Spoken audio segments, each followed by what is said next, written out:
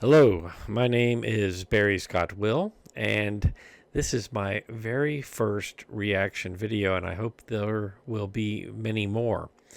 In these reaction videos, I'm going to be watching movies that I'm not seeing for the first time, I'm seeing for the umpteenth time. These will all be movies that I have seen many times before, and I hope I'll have a lot of interesting things to say about them. If you're watching on YouTube, please remember to like and subscribe to my channel. And if you're interested in finding out when I post new videos, hit the little bell icon.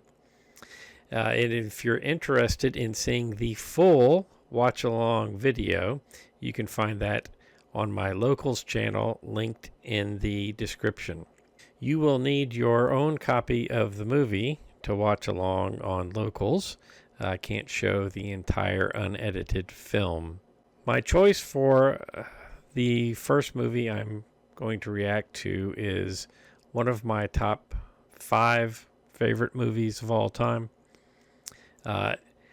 It's interesting because the playwright David Mamet in 2007, I believe, named 4 perfect movies. And those perfect movies are The Godfather, Place in the Sun, Dodsworth, and Galaxy Quest. I often tell people the best Star Trek movie ever made is Galaxy Quest. My cats may occasionally interrupt me. The movie stars Tim Allen, Sigourney Weaver, Alan Rickman, Tony Shalhoub, Sam Rockwell, Daryl Mitchell, Enrico Colantoni, Justin Long, Missy Pyle, and yes, Rainn Wilson, among many others. So quite a great cast. And there's a lot of information out there about this movie. A couple of other shows, movies you might want to watch. There is a mockumentary that E made right before the release of the movie. So it's a fake documentary of the Galaxy Quest TV show. You can find it on YouTube. I've put links in the description of the video. And then there is an actual documentary of the movie. It was made in 2019, I believe, and it's available. The last I checked, it's available on Amazon Prime. You can also purchase it or rent it. That is a very good thing to watch if you enjoy Galaxy Quest.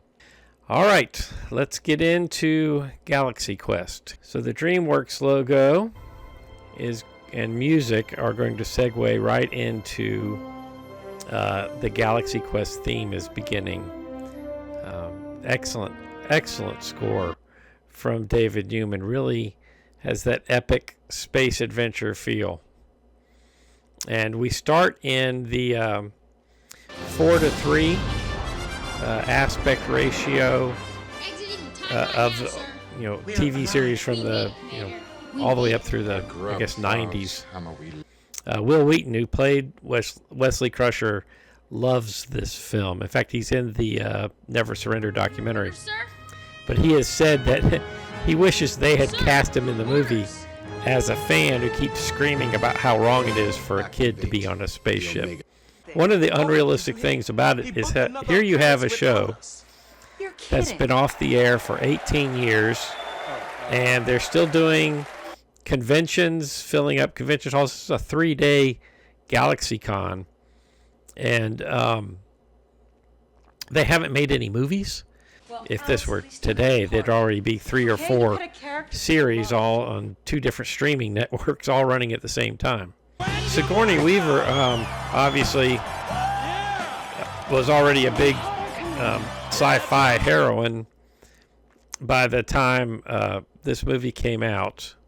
She was told originally they didn't want anybody that was associated, had previous sci-fi acting credits, and she's like, why not? And of course, if you're at a con, you sign fans, right? You sign photos, and hey man, I want to thank you for that. That's the whole point of celebrities being at cons, is to sell autographs. For the first commercial. Sam Rockwell's a treasure. So that's Brandon and his friends, and they're an important part of the story as the geeks, the nerds, whatever you want to call them, that are just really invested in the show, and it's easy for me to relate to them. Back in the 90s, late 90s, the early days of the internet, I participated in some Star Trek forums on the Microsoft network, and then when that kind of went kaput, Paramount had their own Usenet server just for Paramount shows, and I was part of a Star Trek group there, and we spent all of our time discussing all the technical details of the show. So I am Justin Long's character, Brandon. There's an overarching narrative It was cute when I didn't know you. in this movie about what is real and who believes what is real. But here, Jason Nesmith is beginning to have his crisis of faith. He's kind of always believed it's real, but now he's beginning to wonder, am I just a washed-up actor trying to live on my youth? Residuals from Galaxy Quest must not be too bad, because he's got kind of a nice house up in the hills. But he's going to be channel surfing. He's going to come across an episode of Galaxy Quest, and he starts reciting the lines. It's sort of like he's a catechism trying to restore his faith. This fine ship, this fine crew. Really fun things in the movie is how the Thermians are able to copy the ship, all the technology on the ship, but they can't quite get being human correct. They don't talk right. They don't walk right. Enrico Colantoni, who plays Mathazar, basically invented the voice and the walks, and all the Thermians would go to alien class every day. I must say that standing here in your presence is the greatest honor we could ever have hoped to achieve in our lifetimes. Would you guys look for another shoe? Looks like so. They're all going to look up because the shoes are hanging out on the ceiling, so they're all looking around. So part of the editing process was they took this movie from a PG-13. Okay. Actually, the original script was closer to R-rated, but they took the cut of they cut the movie from a PG-13 to a PG, and they wanted to make it more kid-friendly. One of my cats is visiting us. And he must still be kind of really hungover because he's not able to distinguish that this is real. The special effects, I mean, this is 1999, so we're 25 years ago, and all the effects really hold up well. One effect that we lose in the home video release, long live, we started out in the 4:3 television format, and then as the old episode of Galaxy Quest ends, it moves to standard widescreen movie format, which is 1.85. An interstellar vox. But when thank you, Commander. The doors open and show him space, the movie widens out to the CinemaScope widescreen 2.35 format, and the rest of the movie's in 2.35, which caused problems in theaters because projectionists wouldn't open the curtains wide enough. But we lose all that in this home video transfer because when it shifts from 4:3, it goes straight to 2.35. It skips the 1.85 part of the movie, so we lose a little bit of the wonder of space opening up. So as these doors open, the picture's actually supposed to get wider, it doesn't. Again, Alan Rickman just. I mean, what makes his role so great is that he's playing it completely seriously. He's not trying to be funny. He's just being straight up honest. To get that loaded. Don't turn down paying gigs, guys. We should have just taken the gig. I mean, who knows the next time he'll ask us. Fred, he was drunk. You really think he was talking about a job? Fred Kwon's character is always looking for snacks. The rumor is that his character is based on David Carradine in Kung Fu. That was a 70s show. And he's always wanting snacks. There's a little bit of a subtle reference to him always being kind of stoned, which he acts that way pretty much the whole movie. Nothing phases him.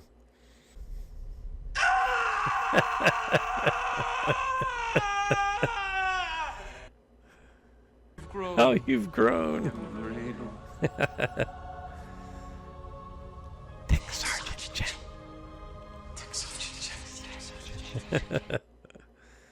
We're going to get a little bit of an homage to the ship flyover scene from the beginning of Star Trek No Motion Picture.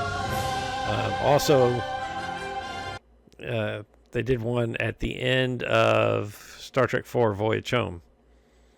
Now, this room changes a lot between now and the end of the movie. At ease. But that's a long hallway. Now, watching the Thermians walk, it's a little bit like Ministry of Silly Walks. I mean, they had a walk developed, but some of them are just kind of doing their own thing. So this is just poking fun at the beginning of Star Trek II: Wrath of Khan, where Kirk lets the cadets fly Enterprise out of space dock. Of course, they don't wreck Enterprise. So during the filming of this scene, the director is off camera going, "Yee!" and they're reacting to him making that noise. And this is a little too real for comfort. We're leaving. Send us home.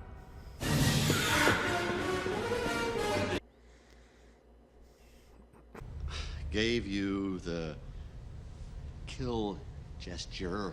Yeah, no, you gave me the word dead signal. I was agreeing with you. Like I know where the whole no, this is cut. This is cut. That's Nesmith is right. He gave her the cut signal. It's always funny how they show, ships listing in space. There's no gravity in space. So they don't really list, but we're looking at it in 2D world. They're not all historical documents. I mean, surely you don't think that Gilligan's Island is a... Those poor people. Those poor people. So why did they all go down? I mean... Dr. Lazarus, here is your surface mapper. I have programmed it to the violates all kinds of away team protocols density. to send the entire human crew down to the surface. I just come in! Number 6! Bobby! Bobby! Bobby! Sam Rockwell. So good. Yet? So good. Tommy doesn't know what to do. And he's like, this is great. I mean, they're like 3 years old. Minors, not minors. Minors, not minors. Minors, not minors. Did you guys ever watch the show? It's funny he asked them that because they can all quote the scripts by heart. They all know the episodes by heart. Never give up! It's a bag of snacks. What has he got in there? Oh, Jason! The cabin is down! Are those like boiled peanuts or something? Because the bag is all wet. It has never been successfully tested. What did he say? Hold, please. Now she knows how Theoretically, the to mechanism is cut fully communications. Hello? Hold, please. Hold, please. I know! You construct a weapon. Look around Yeah, you. Can you and this is perform some direct sort of poke at rudimentary the lathe? arena. So you managed to get your shirt off. Yeah, in the original script, he never gets his shirt back. And Tim Allen was like, no, I'm not going to through the rest of this movie half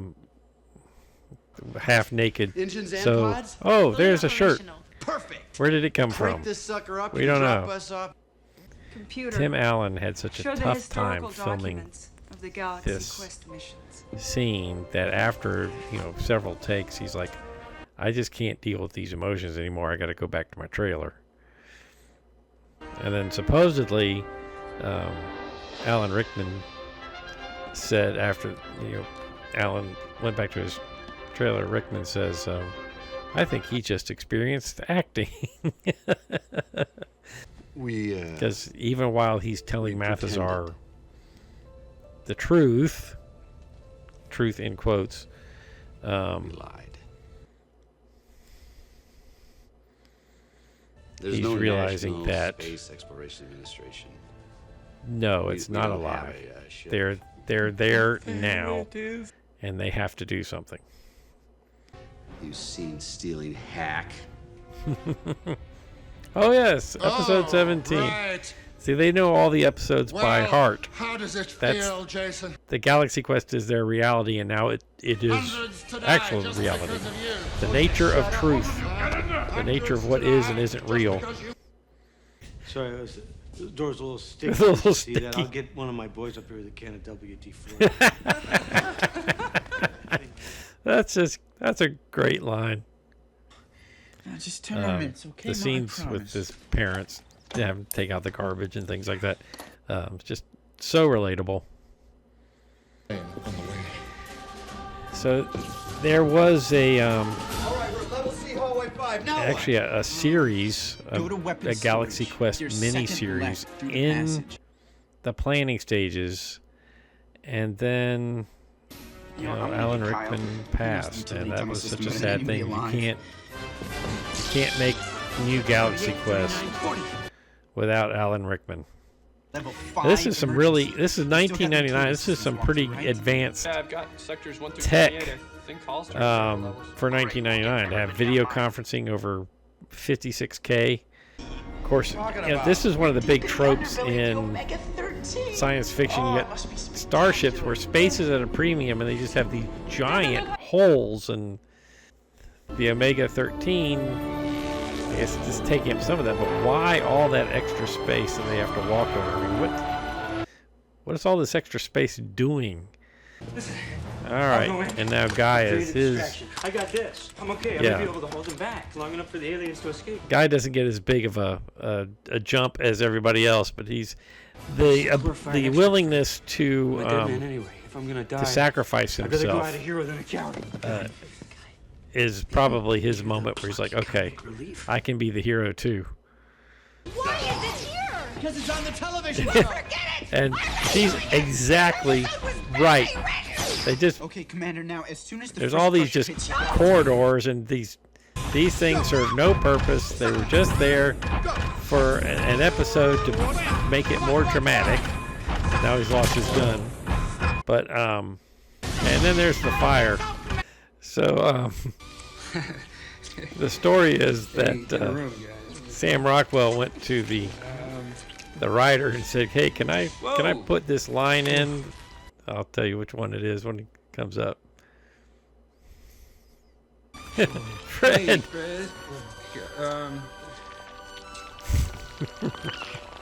Oh, that's not right. Yeah, apparently Sam Rockwell came up with that line and asked the writer if he could put it in.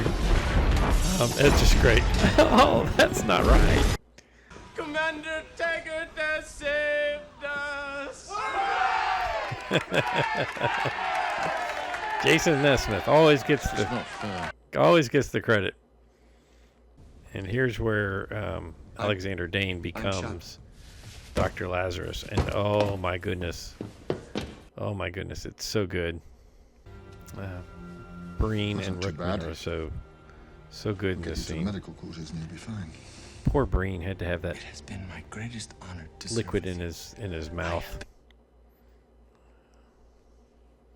Sacrificing for your art. Oh, this is such a great line. By the sons of Warvan. You shall be avenged.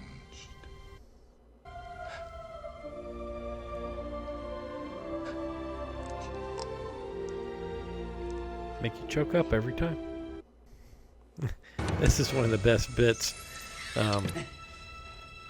So it doesn't work. He calls Brandon, but Brandon is not there because he has to take out the trash. Mother, I cannot stress enough the severity of the commander's predicament. It always stops at 1 on the show. He always stops at one of the show. What were you saying? And the crew of the Protector is fully engaged now. This is part of what makes this movie great. Is they really do become their characters. And what you fail to realize is my ship is dragging mines. So how does that work? Who knows? It's cool. It's very cool. But how does it work? Who knows? All systems Okay, so they're going to use the Omega-13. Jason, before the black hole, It's there going to was take them an back energy surge from in time, Cyrus's 13 ship. seconds. But Don't this worry is about a that, right? whole lot more than 13 seconds. Shouldn't be This is downstairs like a until we minute, just- minute and a Hey, half. You can put an eye out with that. Even though part of it's in slow motion. Okay, so a little story. The ship is too big to enter the Back in atmosphere. the We need to separate or early we'll 80s, my friends and die. I were playing Advanced Dungeons and Dragons, the first edition. And this was during the scare over, D&D Crew is to the satanic, secondary all that kind of good stuff. But we played AD&D, and I'm a young teen, and I wanted to get a rule book. Goodbye, my I don't remember friends. which one. Asked my dad for money to get the rule book, and he basically straight up told me that he thought D&D was, evil and not good.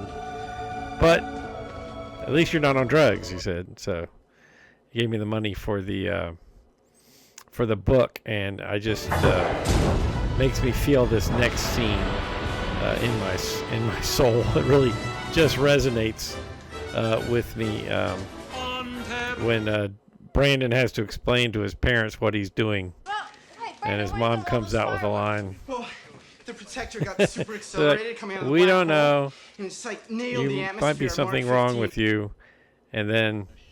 All right, dinner's at 7. Like I said, I feel that in my soul. But this is the scene that's really, in all of this is the scene that's the most unbelievable. This ship is going to crash right into the convention center and not hurt anybody. It's wrecking all the cars, but it's not going to kill anybody. It's not, as far as I know, nobody's even really injured. It just comes blasting in, and everybody gets out of the way just in time. Some people in normal clothes. How did that happen? He is the commander. This is really cool here.